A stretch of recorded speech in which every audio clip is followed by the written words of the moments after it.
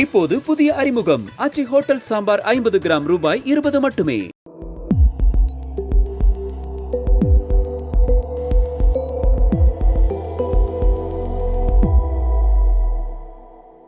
தமிழ் தடம் நேயர்களுக்கு வணக்கம். நம்மோடு உரையாட ஊடகவியலாளர் திரு கேப்ரியல் இணைந்திருக்காங்க. வாங்க பேசலாம். வணக்கம். வணக்கம். நாம் தமிழர் கட்சி இன்று தங்களுடைய ஆட்சி வரைவை வெளியிட்டிருக்காங்க. தொடர்ந்து அவங்க எல்லா எலெக்ஷனுமே இதை பதிவு பண்ணுவாங்க. மற்ற கட்சிகள் போல இந்த எலெக்ஷன்ல ஜெயிச்சா நாங்க இதை காசு கொடுப்போம், அது கொடுப்போம் அப்படின்றது மட்டும் இல்லாம அவங்க ஒரு லாங் டேர்ம் கோலை ஃபிக்ஸ் பண்ணி தமிழ்நாடு நாங்க ஆட்சிக்கு வந்தா எப்படி இருக்கும் அப்படின்ற விஷயத்த அவங்க முன்வைக்கக்கூடியவங்க. அந்த அடிப்படையில இந்த எலெக்ஷனை ஒட்டியும் தமிழ்நாட்டினுடைய நாம் தமிழர் கட்சியினுடைய ஆட்சி வரைவை வெளியிட்டிருக்காங்க. நிறைய புதுவிதமான விஷயங்கள் அவங்க சொல்லியிருக்காங்க. நிறைய பேர் டிஸ்கஸ் பண்றாங்க. அதை நல்ல ஒரு விஷயம் தான், டிஸ்கஸ் பண்றது நல்ல விஷயம்தான். நிறைய விஷயங்கள் சாத்தியப்படாது, நிறைய விஷயங்கள் முற்போக்கா இருக்கு அப்படின்னு நிறைய டிஸ்கஷன், நிறைய கருத்துகள் வந்துகிட்டு இருக்கு. ஸோ எப்படி பாக்குறீங்க முதற்கட்டமா இந்த ஆட்சி வரைவை? இந்த ஆட்சி வரைவை பொறுத்தளவுல ஒரு ஸ்டாண்டர்டை செட் பண்றாங்கன்னு நான் பாக்குறேன். முக்கியமான நிறைய விஷயங்கள் அறிவிக்கிறாங்க. இப்ப தமிழ்நாட்டில் அரசியல் கட்சிகள் என்ன பண்றாங்கன்னா எல்லாத்தையும் தேர்தலில் ஜெயிக்கிறதுக்கான ஒரு கருவியா மாத்திட்டாங்க. ஒரு எலெக்ஷன் மேனிஃபெஸ்டோ வெளியிடுறாங்கன்னு வச்சுப்போம், அதை தேர்தலில் ஜெயிக்கிறதுக்கான ஒரு கருவியா பயன்படுத்துறாங்க. இவர் 1000 ரூபாய் இவங்க திமுக கொடுக்குறாங்க, அதிமுக கேட்டா 2000 ரூபாய் கொடுப்போன்றாங்க, டிவிகே கேட்டா 2500 ரூபாய் கொடுக்குறோன்றாங்க. அப்ப அவங்க என்ன செய்ய முயற்சி பண்றாங்கன்னா மக்களுக்கு எது தேவை அப்படின்றத தாண்டி மக்கள் எதை கேட்க விரும்புறாங்களோ அதை நான் சொல்லுவேன். 2500 ரூபாய் கொடுக்க முடியுமா முடியாதா, தமிழ்நாட்டோட நிதிநிலை எப்படி இருக்கு, இந்த மாதிரி மாசம் மாசம் பணம் கொடுக்கறது கரெக்டா தப்பா, அது தமிழ்நாட்டுக்கு என்ன மாதிரியான பாதிப்பை ஏற்படுத்துது, இதை பத்திலாம் எனக்கு கவலை கிடையாது. மக்களுக்கு பணம் கொடுத்தால் சந்தோஷமாக இருக்கிறது. இப்ப குழந்தைக்கு நம்ம முட்டாய் கொடுத்தா சந்தோஷப்படும், அதுக்குன்னு முட்டாய் கொடுத்துக்கிட்டே இருக்க முடியுமா? அதே மாதிரிதான் கையில காசை கொடுத்தா எல்லாம் சந்தோஷம் தான் படுவாங்க. அதுக்குன்னு ஒரு அரசியல் கட்சி பொறுப்பு இல்லாம காசை கொடுத்துக்கிட்டே இருக்கக்கூடாது. ஆனா இங்க இருக்கக்கூடிய அரசியல் கட்சிகள் எப்படி செயல்படுறாங்கன்னா மேனிஃபெஸ்டோ, ப்ராமிசஸ் அப்படின்னு சொல்லிக்கிட்டு மக்கள் எதை கேட்க விரும்புறாங்களோ, எதை சொன்னா எலெக்ஷன்ல ஜெயிக்க முடியுமோ அதெல்லாம் சொல்றது. இப்ப ரீசெண்டா இபிஎஸ் அவர்கள் பேசும்போது 2000 ரூபாய் மாசம் மாசம் கொடுப்போம், 12th படிச்சு முடிச்சா ஏதோ ஒரு அமௌண்ட், ஒரு 1000 ரூபாய் என்னமோ, அப்புறம் காலேஜ் படிச்சு முடிச்சுட்டு வேலை இல்லைன்னா அதுக்கு ஒரு அமௌண்ட், அப்புறம் பொங்கலுக்கு ஒரு அமௌண்ட், இப்படி எல்லாத்துக்கும் பார்த்தோம்னா அமௌண்ட் தான். ஃப்ரீ பயணம் இது எல்லாருமே தாவைக்காவும் அதான் சொல்றாங்க, திமுகவும் ஏறக்குறைய அதே விஷயத்தான் சொல்றாங்க. ஸோ இவங்களை பொறுத்தளவுல மக்களுக்கு என்ன சொன்னா என்ன கேட்க பிடிக்குமோ அதை நாங்க தாராளமா அடிச்சு விடுவோம். தமிழ்நாட்டோட நலன் என்ன, தமிழ் மக்களோட எதிர்காலம் என்ன, அதை பத்திலாம் எங்களுக்கு கவலையே கிடையாது. எலெக்ஷன்ல ஜெயிக்கணும்னா என்ன சொன்னா ஜெயிக்க முடியும் அதெல்லாம் நாங்க சொல்லுவோம். கரெக்டோ தப்போ நாங்க அதை தான் சொல்லுவோம். ஸோ இவங்க எல்லாத்தையுமே சுருக்கிடுறாங்க.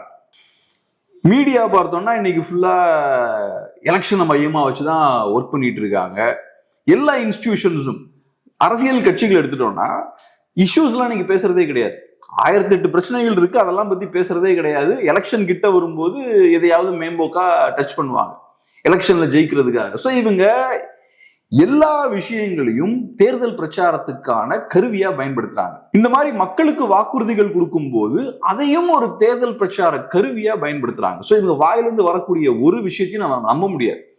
இப்படிப்பட்ட சூழல் தமிழ்நாட்டில் இருக்கும்போது நாங்களும் மற்ற அரசியல் கட்சி மாதிரி நடந்துக்காம அதை சீரியஸா எடுத்து நாங்க அதை சீரியஸா அப்ரோச் பண்ணுவோம். நாங்க அதிகாரத்துக்கு வந்தா என்னெல்லாம் பண்ணுவோம், வெறுமனே மக்கள் எதை கேட்க விரும்புறாங்களோ அதை மட்டும் கமர்ஷியலா கொடுக்காம எது தமிழ்நாட்டுக்கு நல்லது, நம்ம ஒரு விஷயத்த ப்ராமிஸ் பண்றோம்னா அது ஒரு விவாத பொருளாகவும் மாறணும். சில கொள்கை சார்ந்த விஷயங்கள் முன்னுக்கு வைப்போம், பொருளாதார கொள்கைகள் சார்ந்த விஷயங்களை முன்வைப்போம். இந்த மாதிரி சீரியஸா ஒரு விஷயத்தை அணுகுறாங்க. ஸோ அதுவே ரொம்ப முக்கியமான ஒரு டெவலப்மெண்ட்னு நான் பாக்குறேன். மற்ற கட்சிகளும் இதே மாதிரி எலெக்ஷன் மேனிஃபெஸ்டோவை வெளியிடும் போது அதுக்கான முக்கியத்துவத்தை கொடுத்து அதை சீரியஸா நீங்க முதல்ல அணுகணும். இது ஒரு விளையாட்டு மாதிரி தானே அணுகுறாங்க. எல்லாத்தையும் வாய்க்கு வந்ததெல்லாம் நான் ப்ராமிஸ் பண்ணுவேன், எல்லாருக்கும் ஜாபை பெர்மனன்ட் ஆக்கிடுவேன், வந்தா நீட்டை நான் ரத்து பண்ணிடுவேன், வாய்க்கு வந்ததை ப்ராமிஸ் பண்றது, அதுக்கப்புறம் எதையுமே பண்றது கிடையாது. தமிழ்நாட்டுக்கு என்ன தேவை அதை கொஞ்சமா யோசிக்கணும்ல. ஒரு தலைவர்னா என்ன? லீடர். அப்ப நீங்க மக்களை லீட் பண்ணணும். லீட் பண்ணி கொண்டு போறதுன்னா எங்க போகணும்னு உங்களுக்கு தெரியணும். இல்ல எனக்கு இங்க இருந்து நான் சைதாப்பேட்டை போகணும் அப்படின்னா மக்களை நான் சைதாப்பேட்டைக்கு லீட் பண்ணி வழிநடத்தி கொண்டு போகலாம். அப்போ ஒரு தலைவருக்கு தமிழ்நாடும் தமிழ் மக்களும் எங்க போகணுன்ற தெளிவு வேணும். அப்ப அந்த ஒரு விஷனோட நீங்க பேசணும். வெறுமனே நான் இந்த லவசத்தை கொடுப்பேன் அந்த லவசத்தை கொடுப்பேன் இதுதான் விஷனா? எலெக்ஷன்ல ஜெயிக்கிறதுக்கு வாய்க்கு வந்து அடிச்சு விடுறது. ஸோ அதை தாண்டி ஒரு ஸ்டாண்டர்டை செட் பண்றாங்க. இந்த மாதிரியான குவாலிட்டியான ஒரு ஸ்டாண்டர்டை செட் பண்ணும்போது மற்ற கட்சிகளுக்கும் அது ஒரு அழுத்தத்தை போடும். நாளைக்கு அவங்களும் யானதுன்னு செயல்பட முடியாது. அவங்கள மாதிரி நம்மளும் சீரியஸா பண்ணணும். என்டிகே நல்லா சீரியஸா அதை அப்ரோச் பண்ணியிருந்தாங்க. இப்ப என்டிகேவோட இந்த ஆட்சி வரைவை பொறுத்தளவுல எனக்கு நிறைய மாற்று கருத்துக்கள் உண்டு. நிறைய விஷயங்கள் நான் ஏத்துக்க மாட்டேன். ஆனா அதெல்லாம் தாண்டி அவங்க அதை அப்ரோச் பண்ற விதம் வந்து கரெக்டான ஒரு விஷயமா இருக்கு. நான் பார்த்தளவுல சீமான் அவர்களுக்கு எப்பவுமே ஃபியூச்சர்ல தமிழ் தேசியம் வென்றதுக்கு அப்புறம் என்னெல்லாம் பண்ணுவோம் அப்படின்ற ஒரு கனவு இருக்கும் இல்லையா, அது நிறைய உண்டு அவருக்கு. நாங்க வந்து இந்த மாதிரி விஷயங்கள் பண்ணுவோம் அந்த மாதிரி விஷயங்கள் பண்ணுவோம். இன்ஃபேக்ட் நீங்க அதை பத்தி பேசினீங்கன்னா ரொம்ப எனர்ஜெட்டிக்கா நிறைய பேசுவார் அவர். ஸோ அவருக்கு அந்த ஒரு விஷன் உண்டு. அது சாத்தியம் இல்லை, அதை நான் ஏத்துக்கல, அதெல்லாம் தாண்டி அவருக்கு ஒரு விஷன் உண்டு. இந்த மாதிரி இருக்கணும், எஜுகேஷன்னா இப்படி இருக்கணும், கவர்மெண்ட்னா இப்படி ஃபங்க்ஷன் ஆகணும், ஹெல்த் கேர்னா இப்படி இருக்கணும், அந்த மாதிரி ஒரு பெரிய விஷன் இருக்கு. ஸோ இன்னைக்கு பார்த்தோம்னா ஏறக்குறைய ஒரு 2 hours பேசுறாரு. என்னெல்லாம் பண்ண போறோம், எப்படி நாங்க விஷயங்களை அப்ரோச் பண்ண போறோம்னு பேசுறாரு. இதுல எனக்கு சந்தோஷமான விஷயம் என்னன்னா அதுல டிஸ்கஸ் பண்றதுக்கு நிறைய இருக்கு. இப்ப உதாரணத்துக்கு நிறைய வேலைகளை வந்து அரசு வேலைகளா மாத்த போறோம். மீன்பிடி தொழிலா இருக்கலாம், விவசாயமா இருக்கலாம், இதெல்லாம் அரசு தொழிலா மாத்த போறோம்னு பேசியிருக்காங்க. 5 தலைநகரங்கள் உருவாக்குவோம். தலைநகரங்கள், அப்புறம் ஒரு மாதிரி ஒரு தற்சார்பு பொருளாதாரம், நிறைய விஷயங்கள் பேசியிருக்காங்க. இதுல நிறைய விஷயங்கள் எனக்கு உடன்பாடு கிடையாது. இன்ஃபேக்ட் இதெல்லாம் ரொம்ப டீட்டெயில்டா பேசணும். நான் ஏற்கனவே சொன்ன மாதிரி இதுல டிஸ்கஸ் பண்றதுக்கு நிறைய விஷயங்கள் இருக்கு. இதெல்லாம் அவங்க பேசுறதால டிஸ்கஸ் பண்றது நமக்கு ஒரு வாய்ப்பு கிடைக்குது. அதை விவாதிக்கிறதுக்கான வாய்ப்பே அங்கதானே ஏற்படுது. தேர்தல் முடிஞ்சதுக்கு அப்புறம் அதை நம்ம டீட்டெயிலா டிஸ்கஸ் பண்ணுவோம். இப்போதைக்கு எலெக்ஷன் ஃபோக்கஸ்டா போவோம். பட் இது வந்து என்னன்னா தமிழ் மக்களோட பிரச்சனைகளையும் தமிழ் மக்களோட தேவைகளையும் கொஞ்சம் சீரியஸா அணுகுறாங்க. வேற எந்த கட்சியும் அதை சீரியஸா அணுகல. அதுவே ஒரு பெரிய விஷயம். ஓகே, இப்போ சீமான் அவர்கள் கிட்டத்தட்ட ஒரு 3 மணி நேரம் ஸ்கிரீன் போட்டு எல்இடி ஸ்கிரீன் போட்டு விளக்குறாரு. அதன் பிறகு பிரஸ் கேட்கிற கேள்வி 2 hours அவர் பேசுறாரு. அதுக்கப்புறம் 1 hour பிரஸ் பதில் சொல்றாரு. இவ்வளவு நேரம் வந்து ஒரு பொறுப்போடு நான் என்ன பண்ண போறேன், நான் வந்தா என்ன நடக்க போகுது அப்படின்றது ஒரு பொறுப்போடு மக்கள் கிட்ட வைக்கிறாரு. ஆனா மற்ற அரசியல் கட்சி தலைவர்கள் இவ்வளவு பொறுப்போடு அதை வந்து டிஸ்கஸ் பண்ணதாக நான் பார்க்கல. வெறும் வர்றதை அப்படியே படிச்சுட்டு இதை பண்ணுவோம் அப்படின்னு சொல்லிட்டு கிளம்புறாங்க தவிர ஒரு பொறுப்போடு இதை நான் பண்ண போறேன், இவ்வளவு விஷயம் இருக்கு, இதுல இவ்வளவு பிரச்சனைகள் இருக்கு அப்படின்னு இவ்வளோ ஒரு பொறுப்போடு அதை அணுகிற மாதிரி எனக்கு தெரியல மற்ற அரசியல் கட்சி தலைவர்கள். பொறுப்பு அவங்களுக்கு இருக்கு, ஆனா அது மக்கள் சார்ந்த பொறுப்பா இல்ல. நம்ம கட்சி எலெக்ஷன்ல ஜெயிக்கணும். நம்ம கட்சி எலெக்ஷன்ல ஜெயிக்கணும்னா என்ன சொன்னா மக்களுக்கு பிடிக்கும், அது பொய்யாவும் இருக்கலாம், உண்மையாவும் இருக்கலாம். அதை பத்தி எனக்கு கவலை கிடையாது. சோ பொறுப்பு எனக்கு இருக்கு. என் கட்சி சார்ந்து என்னோட நலன் சார்ந்த பொறுப்பு இருக்கு, பொறுப்பு அக்கறலாம் இருக்கு. ஆனா மக்கள் சார்ந்த பார்வையே கிடையாது. மக்களை பச்சையா ஏமாத்துறது. மக்களை பொறுத்தளவுல இலவசங்கள் மக்களுக்கு பிடிக்குது, அவங்களுக்கு தெரியல. இதை பயன்படுத்தி நம்மளை அடிமைப்படுத்துறாங்கன்னு தெரியல. மக்களை அடிமைதான் படுத்துறாங்க. மக்களோட செல்ஃப் ரெஸ்பெக்டை உடைக்கிறாங்க. இலவசங்கள் வாங்கி பழகிட்டோம்னா நம்மளோட self respect உடைஞ்சிரும். 48 Laws of Power அப்படின்ற ஒரு புக் இருக்குல்ல, நிறைய தடவை பேசியிருக்கேன். ராபர்ட் கிரீன் அப்படின்ற ஒருத்தர் எழுதியிருப்பார். அதுல அதிகாரத்தை கைப்பற்றுவது எப்படின்ற விஷயங்கள் பேசியிருப்பார். தனி மனிதர்கள் எப்படி அதிகாரத்தை கைப்பற்றுவது, எப்படி பவர்ஃபுல்லான ஒரு மனிதரா இருக்குன்றதா அதுல பேசியிருப்பார். அதுல ஒரு சாப்டரோட தலைப்பு வந்து despise the free lunch. So ஃப்ரீயா உனக்கு லஞ்ச் கிடைக்குதுன்னா அது நோ, ஃப்ரீயா எது கிடைச்சாலும் நோ. ஃப்ரீயா நீங்க ஏதாவது ஒன்று வாங்குறீங்கன்னா அதுக்கு வேற ஒரு விலை கொடுப்பீங்க நீங்க. ஸோ அதனால அதான் டிஸ்பைஸ் த ஃப்ரீ லஞ்ச் அப்படின்ற ஒரு சாப்டர் இருக்கு. அது தனிநபர்களுக்கும் பொருந்தும், சொசைட்டிக்கும் பொருந்தும். தனிநபர்களா நம்மளும் இலவசங்களை வாங்கக்கூடாது. அதே மாதிரி சொசைட்டிக்கும் இலவசங்கள் நல்லது கிடையாது. அது நம்ம சொசைட்டியோட கான்பிடன்ஸையும், என்னால சுயமா சம்பாதிக்க முடியாது, அரசோட தேவை எனக்கு இருக்குன்றது அன்கான்சியஸா என் மைண்டுக்குள்ள போயிருது இல்ல. நான் அரசை தான் சார்ந்திருக்கேன்னு போயிருது இல்ல. இப்போ ஒரு கணவர் தான் சம்பாதிக்கிறாரு, ஒய்ஃப் சம்பாதிக்கல. அப்ப சப்கான்சியஸ் மைண்ட்ல என்ன இருக்கும்? ஏதோ ஒரு வகையில நான் அப்ப கணவரை சார்ந்துதான் இருக்கேன், கணவரை மீறி என்னால செயல்பட முடியாது, கணவருக்கு கட்டுப்பட்டு தான் இருக்கணும். அப்ப என்னோட செயல்பாடுகளும் அடிமைத்தனம் படுது இல்ல, ஏறக்குறைய ஒரு கண்ட்ரோல் செய்யப்படுது இல்ல. அப்போ ஒரு சொசைட்டிக்கும் அதுதான் நடக்கும். நீங்க அரசை சார்ந்து இருந்தீங்கன்னா அரசுக்கு கட்டுப்பட்டு செயல்பட வேண்டிய இடத்துக்கு நீங்க தள்ளப்படுவீங்க. நீங்க அப்படி இருக்கக்கூடாது. அரசை மக்கள் சேலஞ்ச் பண்ணணும் இல்லையா, பாசிட்டிவா சேலஞ்ச் பண்ணும். அப்பதான் அரசு அடுத்த ஸ்டேஜுக்கு இவால்வ் ஆகி போகும். ஸோ அதனால இவங்க பார்த்தோம்னா தமிழ் மக்களை டேம் பண்றாங்க. ஒரு நாயெல்லாம் வளர்க்கும் போது நம்ம என்ன பண்ணுவோம், டேம் பண்ணுவோம். அதை அப்படியே அவங்க வசதிக்கு ஏற்ற மாதிரி நம்ம வளர்க்குறோம்ல, நம்ம வசதிக்கு ஏற்ற மாதிரி வளர்க்குறோம். சிட்னா சிட்டு, ஸ்டாண்ட்னா ஸ்டாண்டு, அந்த மாதிரி நம்மள அப்படியே டேம் பண்ணி அவங்க வசதிக்கு ஏற்ற மாதிரி நம்மள மோல்டு பண்றாங்க. நம்மளும் கொஞ்சம் கூட ரெசிஸ்ட் பண்ணாம அதை நம்ம ஏத்துக்கிட்டு இருக்கோம். அதனால இந்த மாதிரியான சீரியஸான டிஸ்கஷன்ஸ் தேவை. நீங்க ஒரு மேனிஃபெஸ்டோ ரிலீஸ் பண்றீங்கன்னா வெறுமனே நாங்க இதை இலவசமா கொடுப்போம், நாங்க வந்தோம்னா எல்லாத்துக்கும் அரசு பண்ணி கொடுத்துருவோம், இதெல்லாம் பேசிக்கான விஷயம். மக்களுக்கு நீங்க தான் இந்த சதுரங்க வீட்டுல சொல்லுவாங்கல்ல, ஆசையை தூண்டணும், மக்களை ஏமாத்தணும், ஆசையை தூண்டணும். அதனால ஆசையை தூண்டுறது தானே இதெல்லாம். ஆசையை தூண்டி ஓட்ட வாங்கணும். அதுக்கப்புறம் 4 வருஷம் யாரையும் கண்டுக்கிறதே கிடையாது. இப்ப பாருங்க, தொழிலாளர்கள்லாம் வந்து போராடுறாங்க, அவங்களும் கடைசி 6 மாசம் வந்து போராடுறாங்க. அப்ப அவங்களுக்கும் தெரியுது இவன் நமக்கு ப்ராமிஸ் பண்ணிருக்காங்க, ஆனா நியாயமா ப்ராமிஸ் பண்ணது நீங்க செய்யணும். கொடுத்துருக்கீங்க வாக்குறுதி, அதை நியாயமா பண்ணணும். ஆனா அநியாயம் நடக்குது, அவங்க கொடுத்த வாக்குறுதி எதையுமே பூர்த்தி பண்ணல. அதுக்கு நான் எடுத்தோடனே நான் வெளியே வர முடியாது. எடுத்தோடனே வெளியே வந்தா அரசு என்ன கண்டுக்காது. ஸோ அவங்களும் ஒரு 4 வருஷம் வெயிட் பண்றாங்க. 4 வருஷம் வெயிட் பண்ணி அதுக்கப்புறம் போராட்டங்கள் நடத்துறாங்க. ஏன்னா 4 வருஷம் வெயிட் பண்ணாதான் எலெக்ஷன் கிட்ட வரும். எலெக்ஷன் கிட்ட வந்தாதான் நம்ம அரசியல்வாதிகள் கொஞ்சம் காது கொடுத்து கேட்பாங்க. ஸோ கரெக்டா அவங்களுக்கும் தெரியுது எலெக்ஷன் டைம்ல மட்டும்தான் இவங்க மேல அழுத்தம் போட முடியும் அப்படின்றது. ஸோ அப்ப நீங்க ஒரு வாக்குறுதி கொடுத்து அதை நிறைவேற்றுறதுக்கு 4 வருஷம் நான் வெயிட் பண்ணணும். கொடுத்த வாக்குறுதியை முத நாளே சரி பண்ண வேண்டியதானே. ஜாப் பெர்மனன்ட் டாக்குமெண்ட் சொல்றீங்க, டே 1ல பண்ணுங்க, சரி ஒரு வருஷம் டைம் எடுத்துக்கோங்க.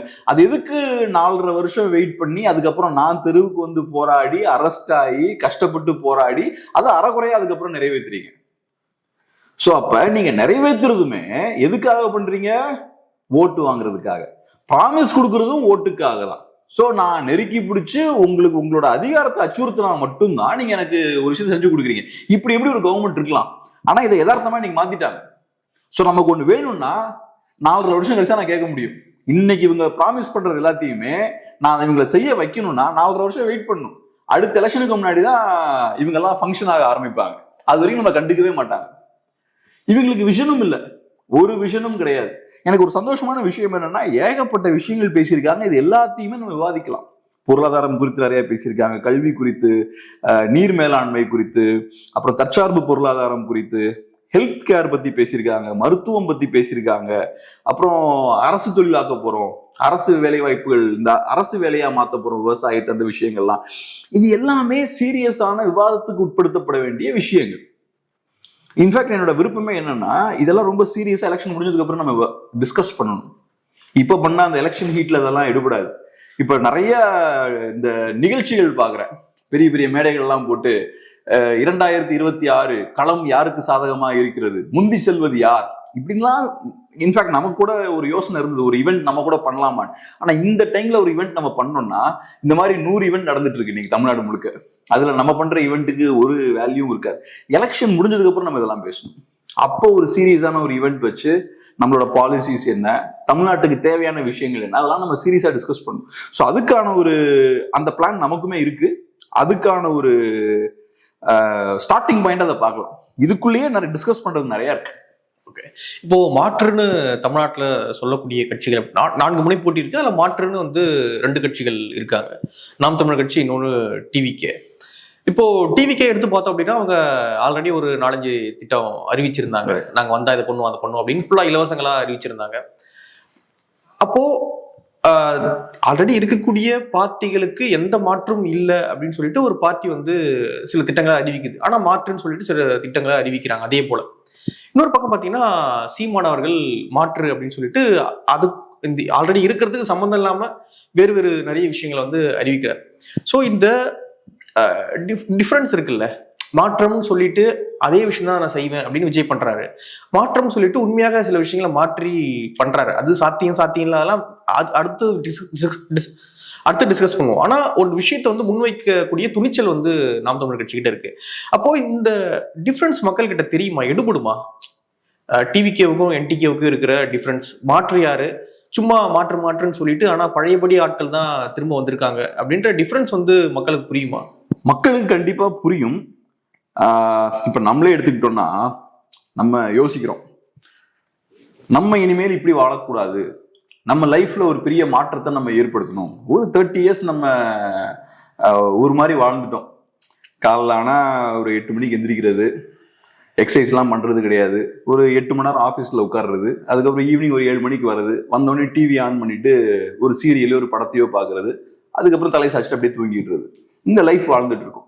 நம்ம வாழ்க்கைக்கு ஒரு மாற்று தேவை அப்படின்னு நம்ம யோசிக்கிறோம். உடனே என்ன பண்றோம், நியூ இயர் அன்னைக்கு ரெசல்யூஷன்லாம் எடுக்கிறோம், டைரிலாம் எடுத்து எழுதுறோம், சூப்பரா பண்றோம். அதுக்கப்புறம் என்ன பண்றோம், ஒரு 2 நாள் அப்படி போகுது. 3ஆவது நாள் என்ன ஆகுது, 6 மணி 6 மணி திரும்ப அப்படியே வீட்டுக்கு போனோன்னையும் டிவியை போட்டுட்டு அப்படியே சாயணும்னு தான் தோணுது. ஒர்க் பண்ணணும், படிக்கணும், நம்மளை டெவலப் பண்ணணும். ஸோ மாற்றுன்னு சொல்றது ஈஸி, மாற்றுன்றத மாற்று நமக்கு தேவைன்றது மக்களுக்கும் புரியும். எப்படி நமக்கு பர்சனலா புரியுதோ அதே மாதிரி மக்களுக்கும் புரியும். ஆனா மாற்ற நோக்கி போறது, மாற்றுக்கு தேவையான விஷயங்கள் செய்யறது கஷ்டம். அங்கதான் நமக்கு சிக்கல். தெரியும், இப்ப சீமா நிறைய மாற்றுக்கான விஷயங்கள்லாம் பேசாருன்னா தெரியும், அதெல்லாம் சூப்பர், எல்லாமே புரியும். ஆனா அதுக்கப்புறம் மாசம் 25ஆம் தேதி ஆகும்போது கையெல்லாம் அப்படியே கொஞ்சம் லைட்டா நெருக்க ஆரம்பிக்கும். அந்த ஒரு 1000 ரூபாய் வரும்போது அந்த 1000 ரூபாய் நமக்கு தேவைப்படும், அந்த ஃப்ரீ பஸ் நமக்கு தேவைப்படும். ஸோ எப்படி நம்ம லைஃபை நம்ம மாற்றணும்னு நினைக்கும் போது அதை மீண்டும் நம்ம வராமல் இருக்கிறது சில தடைகள் இருக்குல்ல, அந்த மாதிரி சொசைட்டிக்கும் சில தடைகள் இருக்கும். நம்ம மாறணும்னு நினைப்போம், இதுதான் உண்மையான மாற்றுன்னு நமக்கு தெரியும். ஆனா அதை நோக்கி நம்ம போகும்போது நமக்கு நிறைய பிரச்சனைகள் இருக்கும். ஸோ நம்ம தமிழ் சொசைட்டியும் அதே மாதிரி தான் நான் பார்க்குறேன். ஆனா ஏதோ ஒரு பாயிண்ட்ல எனக்கு வேற வழியே இல்லை அப்படின்ற சூழல் ஏற்படும். நம்ம பர்சனலா நம்ம இந்த மாதிரி லெத்தார்ஜிக்காவே இருந்துட்டு இருப்போம், தேவையான எக்ஸசைஸ் பண்ண மாட்டோம், படிக்க வேண்டிய விஷயங்களை படிக்க மாட்டோம், அப்படியே இருக்கிறத வச்சே ஓட்டிட்டு இருப்போம். திடீர்னு நாள் வேலை போச்சுன்னா என்ன பண்ணுவோம், அப்ப நமக்கு தெரியும் இனிமேல் நம்ம இப்படி போக முடியாது, நம்ம செய்ய வேண்டிய வேலைகளை செஞ்சுதான் ஆகணும், படிச்சுதான் ஆகணும், நம்ம ஸ்கில்ஸை டெவலப் பண்ணி தான் ஆகணும், அப்பதான் அடுத்த ஸ்டேஜுக்கு போக முடியும். அப்ப வேற வழியே இல்லைன்ற சூழல் ஏற்படும் போது டிசிப்ளின்டா உட்காந்து ஒர்க் பண்ண ஆரம்பிப்போம். நான்லாம் அப்படிதான் பண்ணிருக்கேன், எல்லாரும் அப்படிதான் பண்ணுவாங்கன்னு நினைக்கிறேன். ஸோ சொசைட்டிக்கும் அந்த மாதிரியான சூழல் ஏற்படும். இப்போதைக்கு அங்கங்க ஸ்பேஸ் இருக்கு, ஏதோ அரசு கொடுக்குற கொஞ்சம் பணத்தெல்லாம் வச்சுக்கிட்டு நம்ம கிட்ட ஒரு 70% பணம் இருக்கு, அவங்க ஒரு 30% கொடுக்குறாங்க, அதை வச்சு அப்படி ஓட்டிட்டு இருக்கும். நாளைக்கு ஏதோ ஒரு பாயிண்ட்ல இவங்க நம்மள ஒரு காணல தள்ளிடுவாங்க. அரசுக்கும் இந்த மாதிரிலாம் கொடுக்க முடியாதுன்ற சூழல் ஏற்படும். நான் சொல்றேன், கண்டிப்பா இவங்களோட கஜானா ஒரு நாள் காலி ஆகும், இவங்க கண்டிப்பா திவால் ஆவாங்க. இப்படியே போய்கிட்டுலாம் இருக்க முடியாது. இவங்க எலெக்ஷன்ல ஜெயிக்கிறதுக்காக அரசு பணத்தை எடுத்து தூக்கி போட்டுலாம் நின்றுட்டுலாம் இருக்க முடியாது. ஒரு பாயிண்ட்ல இது தலையில வந்து விழும். அப்படி விழும்போது அரசுனாலையும் பெருசா பணம் கொடுக்க முடியாது, எனக்கும் வேற வழி இருக்காது, சொசைட்டிக்கும். அப்ப என்ன பண்ணுவோம், அப்ப மாற்று அங்க இருக்குன்னா நமக்கு வேற வழி கிடையாது, மாற்ற நோக்கி தான் போகணும். நமக்கு இந்த ஈஸி வே இருக்குல்ல, ஈஸி வே நீ இருக்க, கஷ்டமான வழியில தான் போய் ஆகணும். அதான் எப்பவுமே டஃப்பான வழி ஒன்று இருக்கும், ஈஸியான ஒரு வழி இருக்கும். நம்ம பர்சனல் லைஃப்ல நம்ம அதை பார்க்கலாம். நம்ம எப்பவுமே ஈஸியான வழியை சூஸ் பண்ணிக்கிட்டே இருந்தோம்னா ஏதோ ஒரு பாயிண்ட்ல கஷ்டமான வழியை சூஸ் பண்ணி தான் ஆகணுன்ற கட்டாயத்துக்கு தள்ளப்படுவோம். அதனால முதலே அந்த வழியில போறது நல்லது. அப்படி நம்ம போலன்னா ஏதோ ஒரு பாயிண்ட்ல இயற்கை நம்மள அதை நோக்கி தள்ளும். சொசைட்டிக்கும் அது நடக்கும். ஏதோ ஒரு பாயிண்ட்ல நம்ம சொசைட்டில நம்ம இனிமேல் முடியாது, இந்த திராவிட கட்சிகளை நம்பி வேற வழியே கிடையாது, இந்த பக்கம்தான் போய் அவனுன்ற இடத்துக்கு வருவோம். அப்ப மக்கள் அரசியல் மயப்பட ஆரம்பிப்பாங்க, வெளியே வந்து போராட ஆரம்பிப்பாங்க, புத்தகங்கள் படிக்க ஆரம்பிப்பாங்க, கருத்தியல் சித்தாந்தம் இதெல்லாம் படிக்க ஆரம்பிப்பாங்க. 50ஸ்லாம் அப்படிதானே, அந்த மாதிரியான ஒரு சூழல் வரும்போது விடுதலை கிடைக்குது, நிறைய குழப்பங்கள் இருக்கு, அப்ப மக்கள் அரசியல் மயப்பட ஆரம்பிக்கிறாங்க, அநியாயம் நடக்கிறத பாக்குறாங்க. ஸோ அது கண்டிப்பா தமிழ்நாட்டிலையும் நடக்கும். இந்த நாம் தமிழர் கட்சியினுடைய ஆட்சி வரைவு வெளியாகி இருக்கு, இது டிஸ்கஷன் ஏற்பட்டிருக்கு. மக்கள் மனசுல மாற்றம் ஏற்படுமா, இந்த எலெக்ஷன்ல அது பிரதிபலிக்குமா, எப்படி பாக்குறீங்க? எனக்கு என்னமோ இந்த எலெக்ஷன்ல பெரிய ஒரு எழுச்சி ஏற்பட்ட மாதிரி தெரியல. ஒரு என்ன சொல்றது, ஒரு பெரிய மூவ்மெண்டா டெவலப் ஆகி வருதுன்னா ஒரு பரபரப்பு இருக்குல்ல, அந்த மாதிரி எனக்கு தெரியல. அதுக்கான முக்கியமான ஒரு காரணம் என்னன்னா, மீடியாவெல்லாம் ஃபுல்லா கண்ட்ரோல் பண்றாங்க. இன்னொரு சைட்ல அப்படியே ஒரு அதிருப்தி இருந்தாலும் அந்த அதிருப்தியை டைவெர்ட் பண்றதுக்கு விஜய் மாதிரியான ஆட்கள் வராங்க. எதிர்கட்சி கம்ப்ளீட்டா பேரலைஸ் ஆகி போயிருக்காங்க, எதிர்கட்சி பெருசா செயல்பட மாட்டேங்கிறாங்க. அவங்க யூடியூபர்ஸை நம்பியிருக்காங்களே தவிர அவங்க இறங்கி டைரக்டா அவங்க செய்ய வேண்டிய வேலைகளை செய்யறதுக்கு அவங்க தயாரா இல்லை. ஸோ அப்படி இருக்கும்போது இதெல்லாம் இந்த சிக்கல்கள்லாம் இருக்குனாலே அதிகார வர்க்கத்து கையில் அதிகமான பவர்ஸ் குவிஞ்சிரும், அவங்களோட அதிகாரம் பெரிய லெவல்ல அதிகரிக்க ஆரம்பிச்சிடும். அந்த ஒரு அட்வான்டேஜ் இன்னைக்கு திமுகவுக்கு தமிழ்நாட்டில் இருக்கு. ஏகப்பட்ட பிரச்சனைகள் சொசைட்டில இருக்கு, ஆனா அதெல்லாம் எடுத்து பேசுறதுக்கு ஆட்கள் கிடையாது. ஸோ அதனால இந்த எலெக்ஷனை பொறுத்தளவுல கூட்டணி கட்சிகளை பலவீனப்படுத்திட்டாங்க, பாக்குறோம் சிறிய கட்சிகளை ஃபுல்லா பலவீனப்படுத்திட்டாங்க. ஸோ ஏறக்குறைய அவங்க எல்லாம் கபலீகரம் தான் பண்றாங்க. அவங்க கேட்க மாட்டாங்க கேள்வி, மீடியா கேட்க மாட்டாங்க, எதிர்கட்சி கேட்க மாட்டாங்க. பிஜேபி இவங்களை நெருக்குன்னாங்க, அதுவும் ஒன்றும் நடந்த மாதிரி இல்லை. சென்டரும் ஒன்றும் பெருசாக இவங்க மேலே அழுத்தம் போட்ட மாதிரி இல்லை, ஒரு பிரச்சனையுமே இல்லை அவங்களுக்கு. ஸோ அதனால இந்த எலெக்ஷன்ல பார்த்தோம்னா பெரிய ஒரு மாற்றத்துக்கான சூழல் இருக்கான்னு எனக்கு தெரியல. நான் பார்க்கும்போது என்கிட்ட என்னோட பர்சனல் ஒப்பீனியன் என்னன்னு கேட்டீங்கன்னா, இந்த எலெக்ஷன்ல பெரிய மாற்றத்துக்கான சூழல் கிடையாது. ஆனா மக்களுக்கு கண்டிப்பா நிறைய அதிருப்திகள் இருக்கு. அந்த அதிருப்தி மாற்று அரசியலுக்கான கட்சிகளுக்கு வாக்கா மாறுறதுக்கான வாய்ப்பும் இருக்குன்னு பாக்குறேன். ஸோ போன தடவை வாங்கினதை விட என்டிக்கு இந்த தடவை நிறைய ஓட்ஸ் வாங்க வாய்ப்பு இருக்கு, டிவிக்கு கொஞ்சம் ஓட்ஸ் வாங்குறதுக்கு வாய்ப்பு இருக்கு. டிவிக்கே மாற்றத்துக்கான கட்சி கிடையாது, ஆனா அந்த கட்சியை நம்புறது கொஞ்சம் பேர் இருக்காங்க. ஸோ அந்த வகையில் அந்த கட்சியும் ஒரு 5% ஓட்லாம் வாங்குறதுக்கு வாய்ப்பு இருக்குன்னு நினைக்கிறேன். ப்ரொவைடட் வரக்கூடிய நாட்கள்ல சொந்த செலவுல சூனியம் வைக்காம டிவிக்கே இருந்தாங்கன்னா அவங்களும் கொஞ்சம் ஓட்ஸ் வாங்குறதுக்கு வாய்ப்பு இருக்கு. ஸோ அதுக்கான சூழல் இருக்குன்னு பாக்குறேன். ஆனா பெரிய ஒரு பொலிட்டிக்கல் சேஞ்சுக்கான சூழல் இருக்கான்னு கேட்டா இந்த எலெக்ஷன் எனக்கு அது தெரியல. பார்க்கலாம். நிறைய விஷயங்கள் நம்மோடு பகிர்ந்துக்கிட்டீங்க. நன்றி. நன்றி.